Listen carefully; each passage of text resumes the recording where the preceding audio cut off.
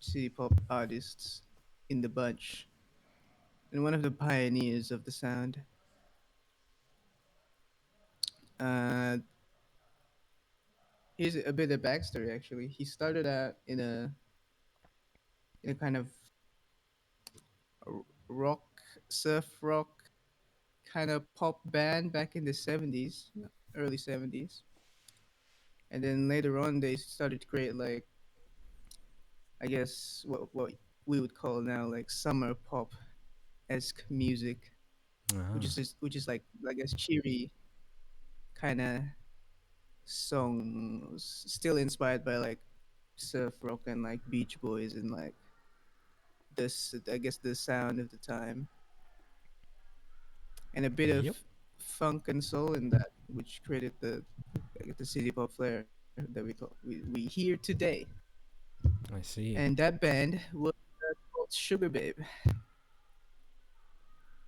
Sugar Babe. and many people will claim that their song called Downtown is like one of the pioneering songs for the sound I of see. city pop. Interesting. Interesting. Pretty pop song as well, I think, Hmm. at the time. One of their hit singles.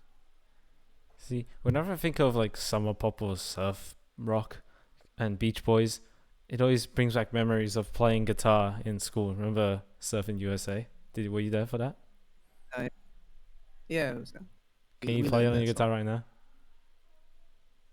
Yes, I can, I think. Wait. Oh, sorry. Made him walk. Oops.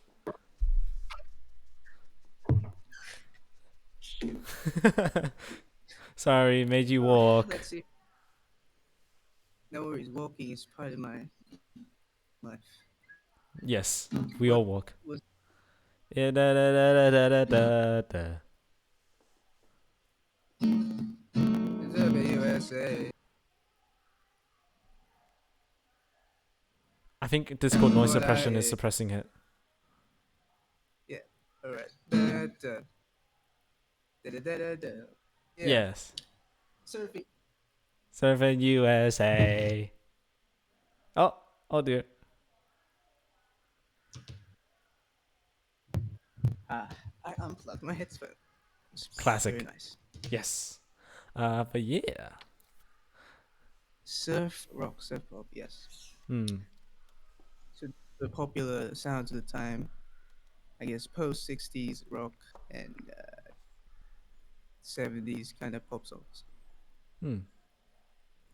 But Cool stuff. interestingly, the Japanese, I guess, pop scene uh, followed more soul and Motown black music trends compared to like Western pop music, which had their own kind of thing.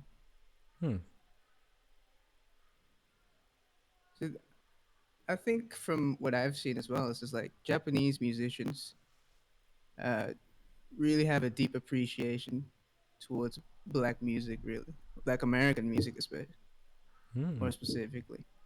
Nice. Even though they do sometimes do a bit of blackface to, Hmm. I guess, tribute them, but I, like they I don't know I it's have kind no of idea about iffy. the politics here. Oh, I forgot to mention, yes, Tatsuro really likes his doo-wop I thought you were gonna say Tetsuo and really likes doo-wop his blackface. melodies. That goes into how like there's some doo-wop bands, groups, and artists in Japan when they perform, they do blackface to tribute Nice. the doo-wop artists of America. Right. Nice. Yeah, we can pop Explain that on the doo-wop. screen if you're willing enough. I don't think Yeah, I've heard doo-wop. doo-wop. It's a doo-wop is like your 50s esque uh, a cappella music. Ah, I see. Gotcha. Gotcha. Gotcha. Yeah, you would recognize it. Hmm. I do. So Tatsuro himself, he likes his doo-wop esque melodies in his song. Not melodies, harmonies. Hmm. Yeah. So, oh, I'm gonna show you this. I found this like I guess basic guide around the world of city pop music from the City Pop Discord server Oh. that I will send you here. That has a pretty good description for I guess the genre and subgenres and records to pay attention to. Why is this not working? Uh oh. Oh, oh, Chrome is not working. All right, I'll just try from here. Copy link. All right, let's see if that works. Ooh. It's a pretty extensive, I guess, guide, basic guide, really, to the like essentials and the influences in, I guess, city pop and Japanese pop music at the time, Hmm. Yeah. which includes Oh. Tatsuri Yamashita in the essentials category. Hmm. Oh, and fun fact: next to the Tatsuri Yamashita album on the list, on the left is a album by Taiko Onuki, who is who was a band member of Sugar Babe, the same band Oh, Tutsuri was in. nice. So I guess if you dig deep into a lot of the artists, a decent few of them are like connected in different ways. I see. Yeah, I guess we can go through a bit of this. Yeah, please do. So reading from the description here, let's see what the CD Pop Plus Discord server describes CD Pop as. City pop is less of a genre descriptor and more of a term to summarize the movement of Japanese music during the bubble economy era, from the mid '70s to late '80s. I do agree with that Hmm. description. The artists would find inspiration from the sounds of American sunshine pop, jazz fusion, while others would evolve towards many different genres as the era progressed. Yes, I sunshine see. pop and summer pop, I think it's a similar thing. I'm not sure. Hmm. But yeah, going back to like their their influences from American music and particularly Black American music. Yeah. They like jazz, uh, funk, boogie, and soul, and you can really hear that in many records from the time. And even today, if you listen to these J-pop and J-rock music, there's a lot of good influences from yeah I soul see. and jazz progressions and whatnot. Yeah. Oh, that's really cool.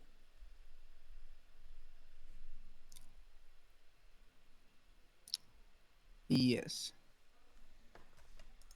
What should we segue into? Sorry? We can talk about. Uh, I'm just thinking, where should Oh, we yeah. go after this? Hmm. A lot of directions we could go. Yeah, quite a lot. I mean, this is a big page. You know what? Let's talk about like the jazz influence. Oh, yeah. So jazz is a pretty big influence to the generals, I guess, city pop sound and like pop music scene in Japan back in the day. I see. As jazz. I think jazz itself was pretty popular Oh, yeah, in definitely. Especially around that time. yeah, and also in like, bro, I think my fucking building is shaking. What? What? Wait. Is Oh it? my god. I What the feel hell? like a bit, a bit Are you gonna be okay? shaking. Is I don't this know. a tremor? Wait, I think it stopped. But I felt a bit of movement there. So What I the was like, hell? what the fuck? Or is the wind just really strong and my fucking building gonna die? Huh. All right, let's just hope I don't die in the middle of this podcast. Yeah, I fucking hope so. Oh my god, what the hell? Uh, Anyway, jazz. yeah, Do you like jazz? I I like love jazz. jazz. Jazz. Yeah, jazz is pretty dope. A little jazz influences in these records and songs. Hmm. And I think if y'all know, y'all all might know about the genre jazz fusion or fusion jazz or Yes. some the same thing, I think, which was also a booming genre at the same time in the, let's say, late 70s early 80s Japan. Yes. Jazz fusion, which is like, if you don't know, it's a bit of a fusion, you may say, of Hmm. jazz and more popular musical ideas, pop thingies. What do you call that? Fusion of jazz and pop. Is it pop or just more Co- contemporary music? I guess, yeah. yeah, the thing from the Discord says contemporary music, jazz with contemporary music. There you go. A fusion of jazz and contemporary music, which was pretty big in Japan in the late 70s, early 80s, and I guess pioneered by Miles Davis. Absolutely. Like Miles Davis stuff I listen to a from lot the of late Miles 60s, Davis, man. some of his fusion jazz work. Like Bitches Brew, one of his most successful, probably maybe the most successful behind um, Blue and Green. Uh, I, f- Mm. I, f- I think that's the name of the album, but yeah, his jazz fusion jazz work is incredible. Um, and it sort of really opened my eyes to like the extent of jazz because I've always listened to a ton of jazz. Listened to Glenn Miller really the most, and then branching out to some more classical trombonists, and then going to jazz of like Irby Green, J.J. Johnson, and then branching out to all forms of jazz, saxophone players, trumpet players, and then coming across fusion jazz. At first, I'm like, "What the fuck is this?" But you start to listen to it, and it's amazing, yeah. And I see that Japan Yeah. really took that on a lot. You guys might know some very famous jazz fusion bands such as Cassiopeia here. You can see on Yeah. the bottom left. And I think T Square is pretty big. Mm. Their peak was like mid 80s stuff. People really like them these days. Yeah. Yeah. Yeah, jazz fusion. Eventually, jazz fusion kind of evolved into like smooth jazz. Yep. Kind of Definitely. this, Because I listen to a lot which of is, I guess, smooth jazz as well. where they kind of went more, I guess, they became more palatable to the to general audiences. I guess Yep. that's the smooth. Absolutely. Because I think from my experience with jazz fusion, kind of with Bitches Brew really was like the first one I'd listened to, and it Miles Davis's fusion jazz can be pretty experimental. Like you don't know if you're Mm, listening to pop, rock, jazz, or alien music. So yeah, yeah, and obviously in any time or decade, people will say like the classic line of "This isn't music," which is well complete bollocks. yeah. But yeah, I mean people said that, and it goes. But it cannot be doubted that they are works of art. They are amazing, and I really love listening to them. It takes time for people to appreciate new things. Exactly, yeah. But I feel like jazz fusion, it I feel like what Japan did was really take it on and combine it with contemporary a lot more than perhaps a Miles Davis might have done. Miles Davis does Miles Davis. He does his own Yeah, thing. And I'm not sure about other Western fusion jazz artists. I don't know if they were doing the same stuff, but certainly with the Japanese side, from what I've heard, from the little I've heard of that, it's a lot of taking the contemporary side and making it They like jazz palatable. to, Well, yeah, combination with what people are used to with their rock and their pop. a lot of rock influences as well Yeah, in jazz fusion of that time, I think. definitely. Yeah. So from jazz fusion, we get a lot of the jazz influences, and a bit of that jazz fusion sound also kind of seeped through the pop sphere and kind of made the pop sound as well in Hmm. our general pop records. You might hear from actually a lot of like pop not pop a lot of jazz fusion like players from these bands really they do a lot of session work for the pop musicians, so you hear a lot of that jazz fusion sound just because like a lot of the players, the session players, are from the jazz fusion bands, Right, right. Oh, that's interesting. from what I know, I think. Yeah. Hmm. Cool. Yeah. Oh, a bit of a side bit, I guess. Jazz fusion also went big in Indonesia, at least in I'd say Oh, mid interesting. '80s. So a few bands popped up here and there, including if you go to the bottom left, there's a bit here about non-Japanese albums. On the very left, there's an album called Hotel San Oh. Vicente, which people say is like I guess the one of the first jazz fusion albums from Indonesia, and I would say Hmm. yeah, it's pretty nice. Interesting. That's cool. Oh yeah, Shack Attack is one of I'd say Shack Attack's a jazz fusion band, Yeah. a Okay. Western one. I see. We go up from down there. We Hmm. might display this chart in the video. You think I have is already done that's that. I've using all my right? Right. scenes with the browser to look at it, and yeah, so all Nice. Okay. sorted. Yeah, Yeah. Later. you can see it afterwards when I release the video. If I have, I'll pat myself Nice. at the back because I feel like I've done a good job with this. I'm proud of myself. Yeah. But yeah. But not only that.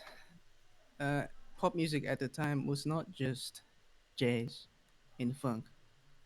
But we got a lot of synth and synth pop and new wave. The synth pop and new wave scene was pretty popping back in the day as well, Hmm. including America and the Western world, which gave inspiration as well to the Japanese artists. Well, I guess if you look at the chart here, also like blues and like folk rock was still pretty relevant back in the day. But Yep. like I think most people don't categorize them in the city pop category because the I guess most people recognize city pop with with the funky boogie esque sound, Hmm. pop sound. Well, it's just like rock, but it's an interesting note, and they have their influences in the pop sphere as well. I haven't I gone really see. deep into that side, but I do recognize some of the names. Hmm. Yeah, I mean, synth pop has always been really interesting. Like synth pop, new wave, this kind of stuff. Uh, it, it's like pop but synthy, and I've always really liked it because it's like it's not fully synth wave, but it's synth pop. yeah.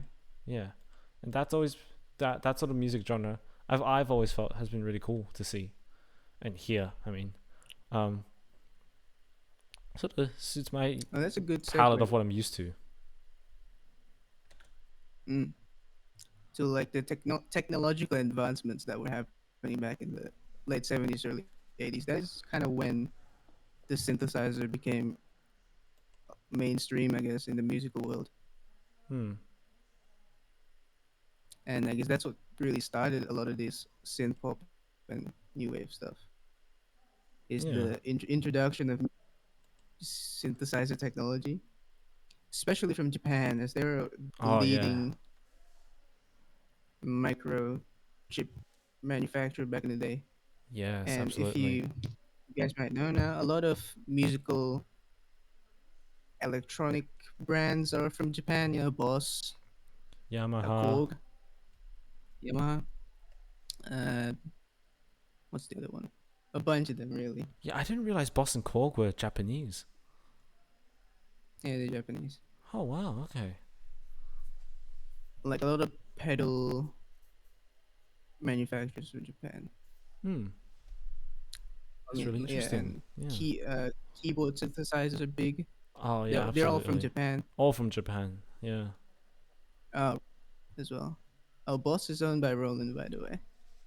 Ah, okay.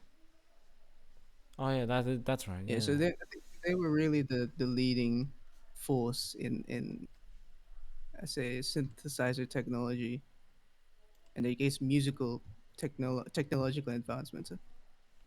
Hmm. And I think that's why it also gave their artists a bit of a boost there Hmm. to I guess be as creative as possible and create their own sound. See, so it's almost like uh, they may be like copying influences from Western music at the time, but they're also kind of creating their own style because of their own technology, which influence Western music. Notable releases, I think, include YMO's or their album called. You can see here YMO's in one of their albums is on the synth pop chart. Yeah. But like I think their debut album was pretty popular with like Western artists back in the day. Hmm. I think I've heard this story with like Michael Jackson's producer showing Oh. him the album, and then Oh, interesting. they liked this one song so much they made a cover of it, but it never got. It was supposed to be in the Thriller album, but it never got released. Hmm. Oh, cool. So yeah, the influence goes both ways in that respect, Absolutely. Yeah. Wow, that's really cool. and a big pushing factor for Japan's technological advancements was the bubble economy mentioned before, where Japan's economy was booming at the time, from late 70s to early 90s, I think. So people had a lot of money spent, Hmm. and the Japanese lifestyle began to change. I think, well, especially city life, Tokyo people in the major cities, and if you listen to the music, it did reflect that. It reflected the the glamour the glamour life, the nightlife, and I guess the excess they were having back at that time. Hmm. That is really interesting. That you sort of like have a boom, I guess, and from that boom, the music also booms. It's not just it. Like normally, I wouldn't associate. Well, it's just probably me, but I wouldn't associate like music changing uh with like economic conditions of the world. But on Mm, that's like what I thought until like when we started talking about time coda, like because yeah. it's only like that. It's only at that time when it occurred to me that yeah, like when I think about like how music changed in the Great Depression, like I listened to a lot of swing, and it was like around the time of the Great Depression when swing became really popular because people wanted to forget about all the struggles of the Great Depression, and just dance to music. And I guess this is Yeah, another example where, yeah, I mean, excess, uh, like sort of disposable income, I guess, being put into music. yeah, yeah. It just, yeah, it reflected the, I guess, the lifestyle of like uh bigger is better kind of thing, Oh yeah, and yeah. like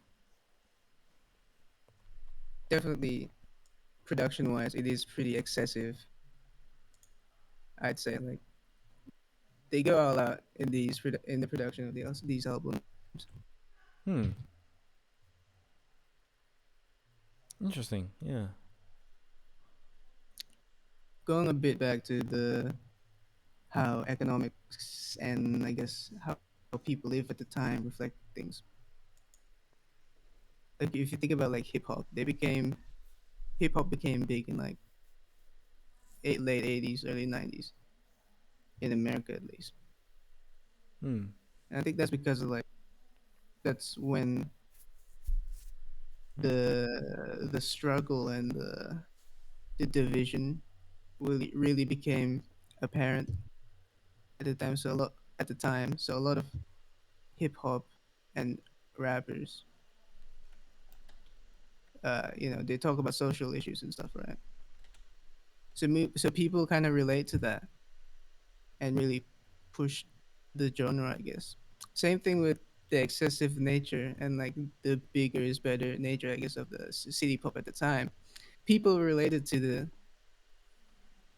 the excess, I guess. Hmm. To Sam. Yeah. And well, I mean, we benefit all the better from it. I mean, we get some great music.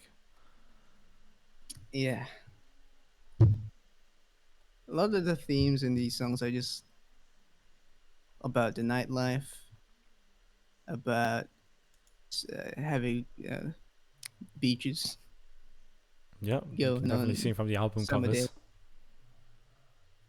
enjoying your life basically, and Yeah. hitting on girls, and I guess romance, your typical romance stuff.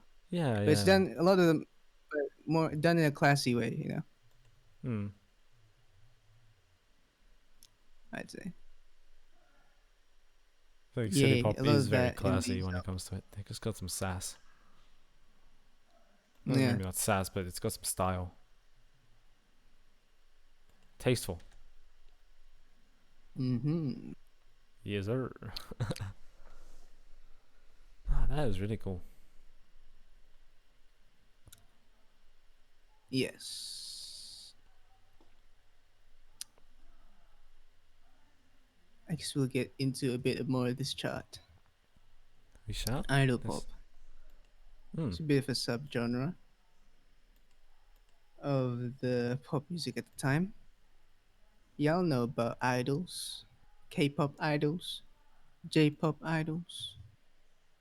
I mean, these day people may not know too much about Japanese idols, but it all started from Japan people.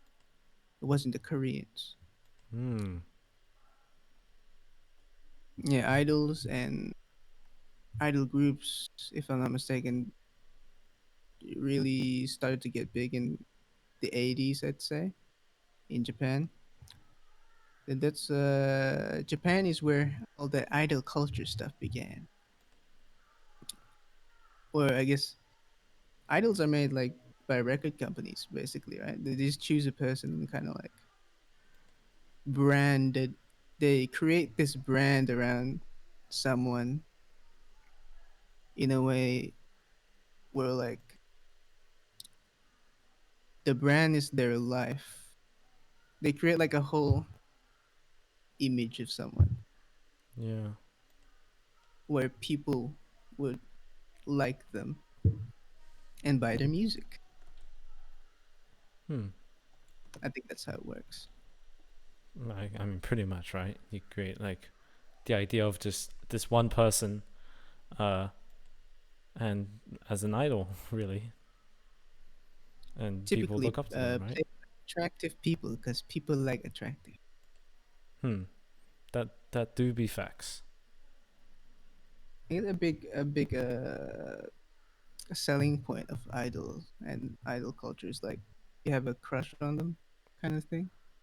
I guess. Yeah, I mean, I've never really engaged with idols that much, so I can't talk from experience. Maybe you can. I don't know. because like Don't talk to me, bro. even today with K-pop idols, people are like, "Oh my Yeah. god, I love Jim so much. He's so handsome." That's true. And if you look at like the Japanese idol fans, they were like, "Oh, what's your favorite idol? Oh, she's my favorite idol. She's so cute. I mean, look at all this shit. How many pictures I own of her." Yeah. Yes.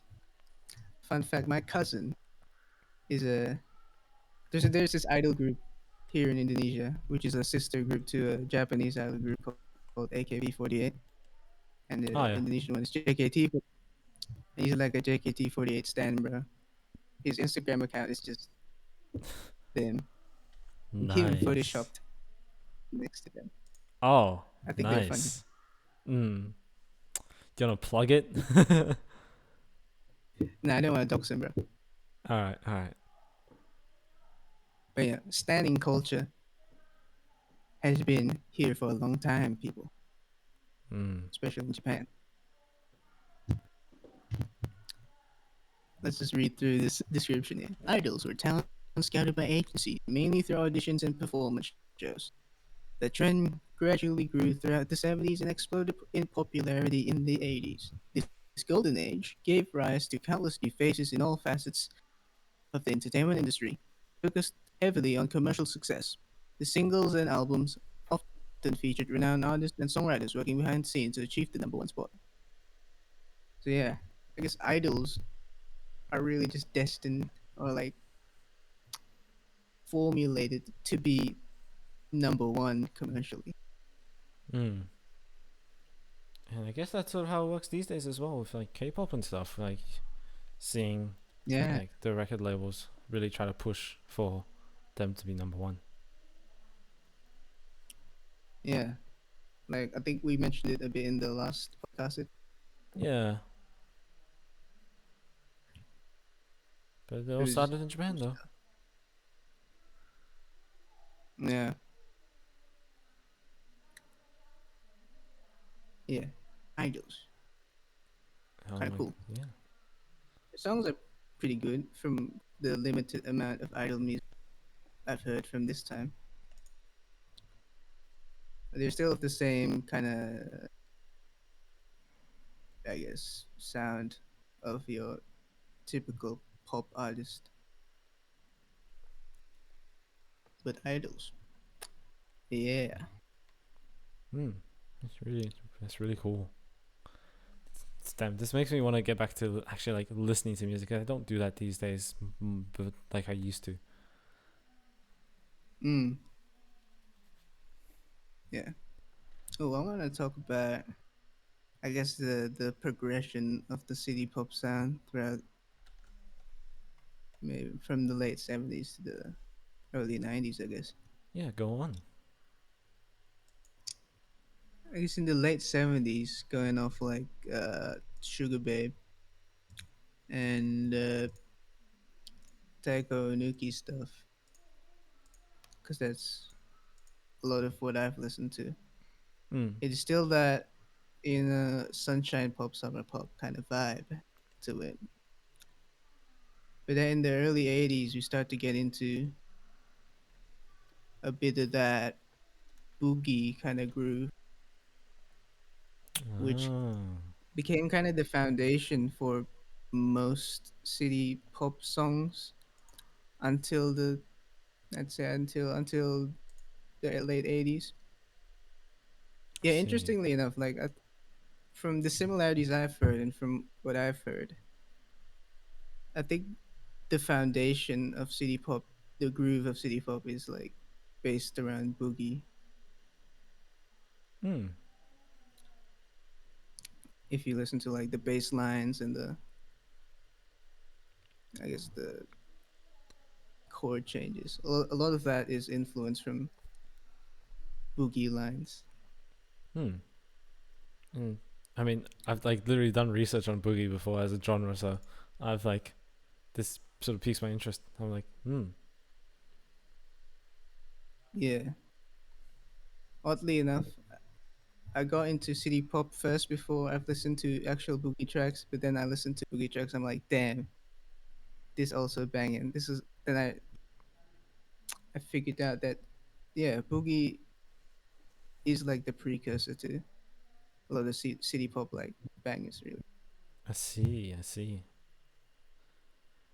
God damn, I need to get into listening to K-pop.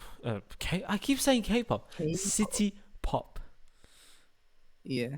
What is wrong with me? But yeah, I mean, I listen to so much Earth, Wind, and Fire. Uh, and that's. Oh yeah.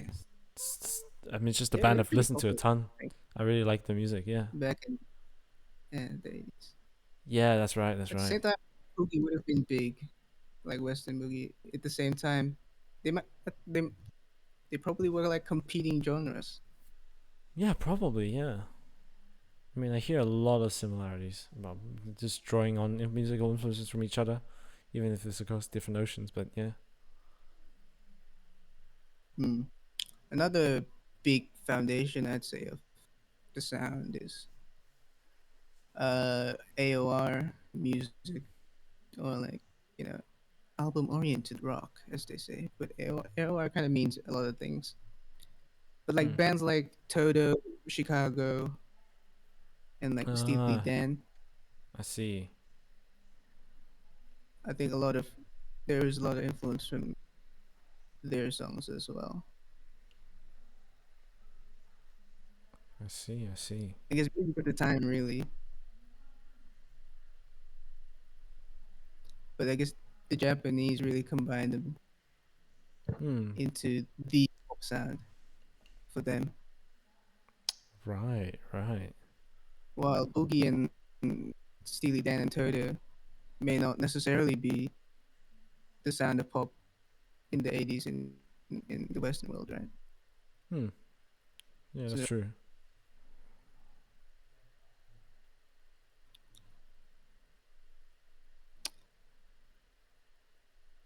yeah, I lost my train of thought. That's all right. oh But yeah, yeah, it's like sort we're of talking about the evolution. evolution. That's right. Boogie. Mm-hmm. So yeah, it really became into they really became into their own, I'd say, by the mid '80s, where they combined all those elements and created their own distinctive sound. And you can listen to that sound if you follow the chart. Really, Yeah. Mm. all of this stuff, like I guess popular essential tracks you would find in your Spotify CD playlist. Yeah. And you go down. There's all these other ones from different like sort of what do you call them, subgenres of city pop, or sort of like I'd they just fit say under the umbrella term that describes the music of that time. say these are subgenres, but I'd say myself they shouldn't be under the umbrella of city folk because they're their own genres, respective, Yeah, I get that. Hmm. all interconnected to the pop sound. I see. Damn. Really cool. I'm learning stuff. Yeah, and with the progression of technology throughout the 80s and to the late 80s, music also followed suit with the mainstreamification of synthesizer keyboards and drum machines. You can really hear transition Hmm. from from a lot of your standard band setup to more uh, synthesized synthesized produced tracks where there'll be a lot of utilization of drum machines and like synth basses and even a lot more just synth keyboard, I guess. Hmm. Same thing happens also in Western music if you look out for it. Cool. Which yeah, but I vibe with both of those sounds really. Hmm. Yeah, definitely. They're both like They're both very amazing. still very 80s too. Yes. Notable bands for I guess late 80s sounds. I'd say Omega Tribe 1986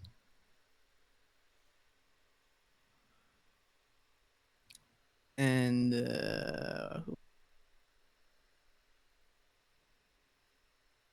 later releases from any of these artists really. Hmm.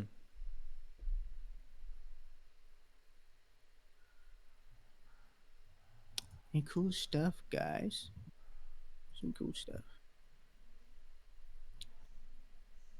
What else do we have in it?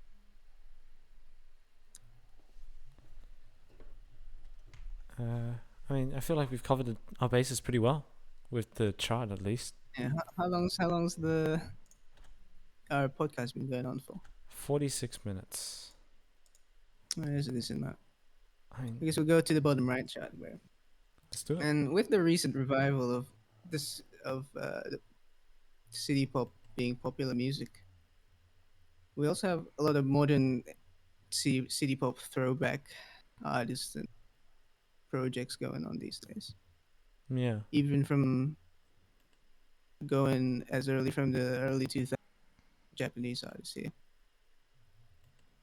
I've heard some of these records before, and yeah, they do take the inspiration of 80s songs. Hmm. Same thing's in the Western pop scene. You know, a lot of 80s throwbacks. Have you noticed? From Dua Oh Lipa, yeah. The Weeknd, even Bruno Yes. Mars really Yes. likes his throwbacks. Oh, But now he's absolutely. going on Yeah. the Yeah. seventh throwback Yeah. with a. I mean, I'm just noticing that, I guess. But I mean, I feel like I've always known that. I just haven't really put the mind to thought, think about it. And yeah, oh my god, yeah. People love the 80s throwbacks, Yeah, don't they? the sound is coming back, but we don't know how long that'll last. Hmm. I mean, The Weeknd did, I guess, his latest album is like an extension to his previous album, which was an 80s throwback. Hmm. So he did two 80s throwback albums. Think about that. She Dang. really likes it, I guess. I mean, fair enough. I mean, it's great. We love the 80s. Yeah. I guess general recommendations for me, it'll be the same as what this chart is saying. The essential artists that most people would probably like is Taiko Onuki. Her earlier albums, very nice. Yeah, sunshine pop, city pop songs. Some are like almost French influence in nature, and she does a bit of French bits Hmm. in some songs. Tutsuri Yamashita. I'd say discography. His whole discography is really good. Yes. Uh, he definitely has his own sound, even throughout the progression of the general city pop kind of aesthetic. He still sticks to his own. He's a really good songwriter. His songs are really unique. Hmm. Oddly enough, here's a Takako Mamiya album, Love Trip, which did not do commercially well back in the day, and I Hmm. guess just had a viral popularity just because of the city pop revival. Oh, I see. This is her only album, I think. Oh. So yeah, enjoy. And another classic is Henri. Henri's Timely. Henri's she's a great singer. A lot of her songs are pretty bopping. A lot of fun songs. Hmm. A lot of them are just like upbeat, fun tracks. I'd say almost to the realm of idle poppy, but more to the groovy city pop vibes. And Yeah. last but not least in the essential category is Toshiki Haramatsu. He's like the smooth talker kind of guy. Ah. His songs are really funky, Hmm. and he plays really good guitar solos. Yeah, Damn. most of his songs is about women, so you know what kind of guy he is. Mm. Mm. Indeed. He has a song called "The Sea Is a Lady." Right. He wants to fuck the sea, maybe. You never know. Huh. So does he like the sea or does he like water? Or does he like women? He likes women, and he might think the ocean is a woman. Ah. Ah. Not that. That's it right there.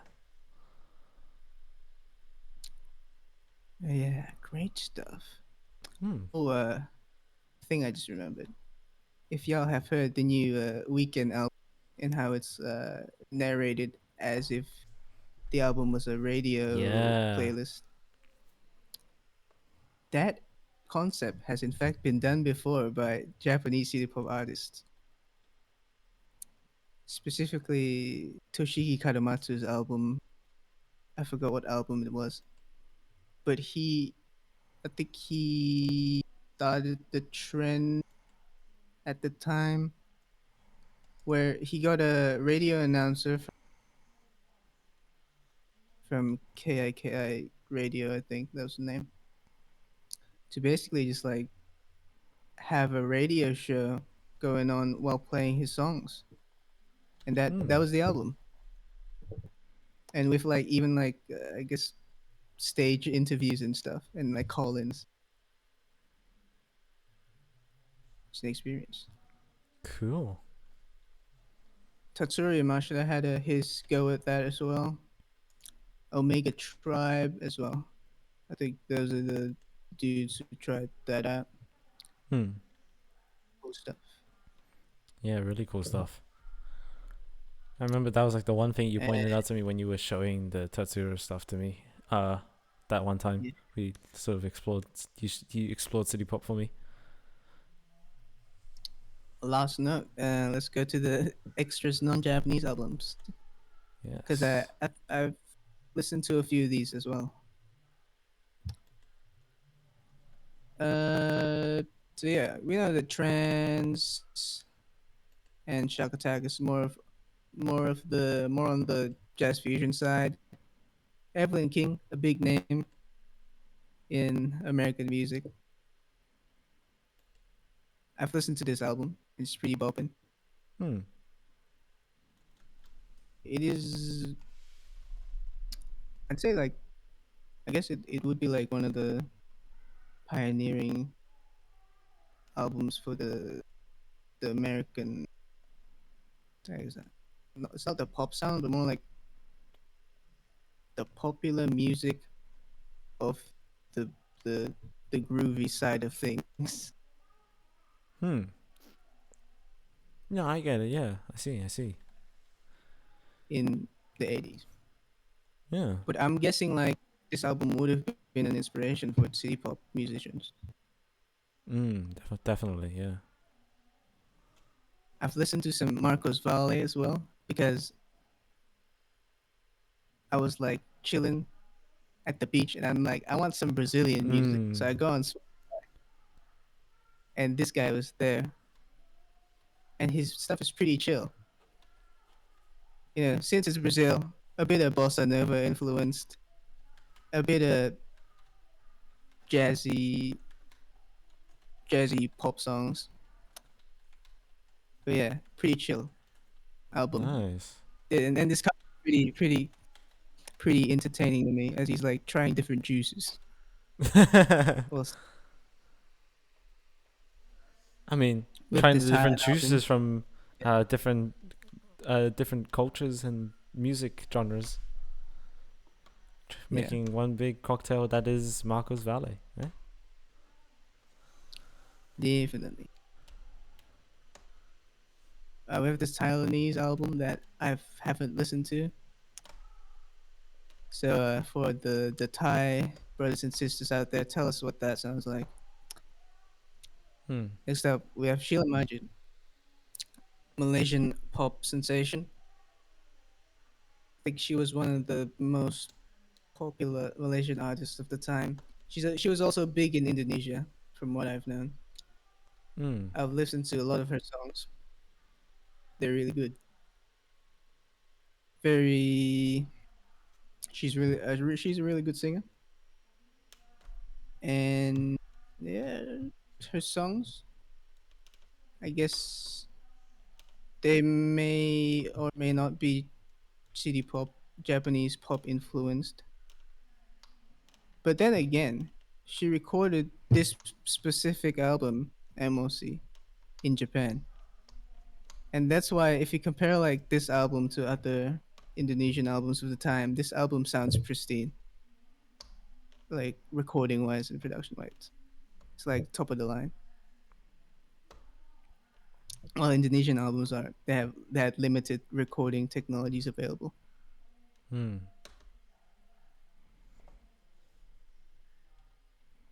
Top songs from this one, I think it was MOC and Sinaran. A lot of Malaysians may know. Hmm. So yeah, big fan. Oh, Nice. and then she in recently I just watched her clips of her 1991 concert, and she did a cover of Ah. Tatsuri Yamashita's song Oh, Sparkle. So cool. I guess she's a bit of a fan. Yeah. There's probably some influence in there. I'd say almost definitely. Yeah. And last year is a Korean album by Yukika. And I'm noticing the So date here, I've been listening to 2020. this. Yeah, 2020. I've noticed that as well in the Koreans that they are doing some of them are doing the city pop revival kind of thing. But Hmm. like some of them are really going the city pop route and not just the 80s throwback route, while another part of them is only doing the 80s general throwback route, I think. Yeah. But I haven't listened to the album. Might be good. So those are my impressions on those. If y'all are curious. Hmm. And I hope people are curious because I for certain am very curious and I want to like listen to these now. Got my Yeah, interest man, go ahead. peaked. Yeah. This is a pretty good guide made by the City Plus server, so Yeah, I was help with the gonna podcast. So I think it'll help for you guys. yeah, I'm gonna shout this out as well, some more because I feel like we didn't do it enough at the start. I might even edit it in, uh, like at the beginning because I feel like we really need to shout out the City Pop Plus and J Fusion Discord servers. This chart and design was made by Tom, as credited on the Yeah, image. If you're listening only audio, you might have seen uh images of it when I showed it on a screen. But yeah, top work by them. Like this is a really good guide. It certainly helped us a lot. yeah. Anyway, are we done for today? Well, we might as well. We've gone for an hour, basically. Um, Yep. and can I just say, if we compare our like sort of test episode to this episode we went on zero tangents, didn't we? Yes. It's Maybe one. I don't know, but in general, we stayed on topic about at least talking about music. yeah, yeah. So I think we had the guide, so we had like a guideline. So what we yeah, should we had talk like a about. script. I don't know for another episode where it becomes a bit more freeform and it's sort of just a bit more of an open discussion rather than following a chart or a script like this. Um, Yeah, No, but yeah, we'll see how that goes. I mean, next episode, I might I'll take on take it on. Talk about something that I might know about. Uh, The jazz episode. Perhaps, yeah. I mean, jazz is such a big topic. We could do an entire episode on fusion jazz if we wanted as well. But Oh yeah, right. but yeah, I mean, super cool stuff from the city pop side. I can't wait to explore it more. Leave a comment down below if you're excited to sort of hop into this banging genre. You won't regret it. Um, but yeah, again, shout out to the City Pop Plus and J Fusion Discord servers for really giving us a script, to be honest. Um, and I guess that ends this episode of Time Coda. Leave a comment down below if you any suggestions as to what we should do differently, or if you like it just the way it is. We're definitely gonna try to go on more tangents. I think this episode was a lot of just music talk, Technical stuff. very technical stuff. It was interesting technical stuff at least. I wouldn't call it technical. So Yeah. we had music fun, talk this time. but perhaps we should have a bit more like light-hearted fun. I mean, music. It's not like it's all More heavy off and the sad or cuff. anything. Off the cuff, more off the cuff stuff. Yeah. So, off the cuff stuff. That sort of rhymes. Yeah. Yeah. So, if you, I mean, we sort of just like we don't do the scripted, except we sort of brought in the script for this one, but and then it became like scripted by accident. So, in any case, yeah, tell us what you want to see, and we'll see you in the next episode. Bye for now. See ya.